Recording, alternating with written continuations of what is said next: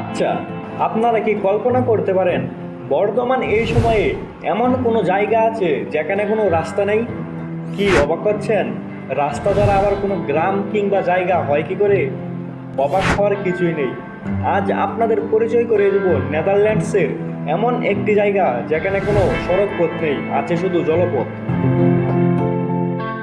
নেদারল্যান্ডসের বুকে রূপকথার মতোই সাজানো এই গ্রামটির নাম হলো গিয়েতর্ন।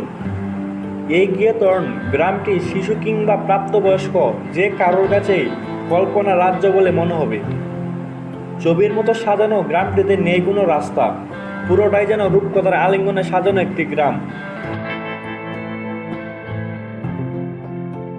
এই গ্রামে যারাই যান তারাই প্রকৃতির সৌন্দর্যের কারণে প্রেম স্বপ্নে বিভোর হয়ে যান।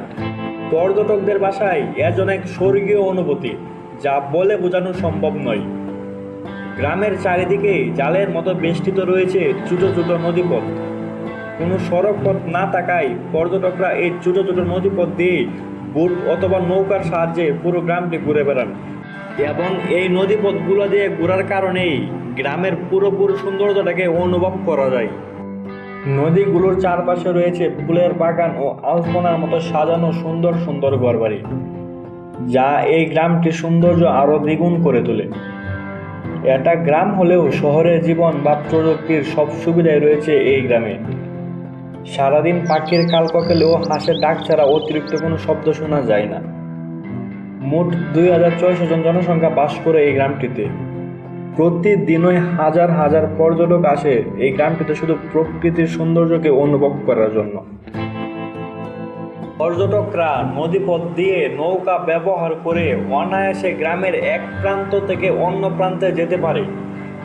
এই গিথর্ন গ্রামকে বলা হয় নেদারল্যান্ডসের ভেনিস, কেননা এই গ্রামে ভেনিস শহরের মতোই মূল যোগাযোগ ব্যবস্থা হচ্ছে জলপথ।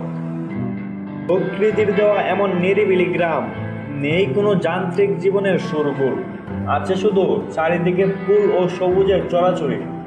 দেখলে মনে হবে যেন কেউ তার মনের মধ্যে লুকিয়ে থাকা সবটুকু রঙকে নিংড়ে নিজের হাতে রাঙিয়েছে এই গ্রামটিকে। শিশু কিংবা প্রাপ্তবয়স্ক সকলের পছন্দের তালিকায় রয়েছে এই গ্রামটি। ফুলের বাগান ও গাছপালার মাঝখান দিয়ে বয়ে গেছে ছোট ছোট নদীগুলা। তারও মাঝে রয়েছে 50টির মতো কাঠের তৈরি সেতু, যে সেতুগুলার নিচ দিয়ে প্রতিদিনে হাজার হাজার নৌকা এক প্রান্ত থেকে অন্য প্রান্তে ঘুরে বেড়ায়।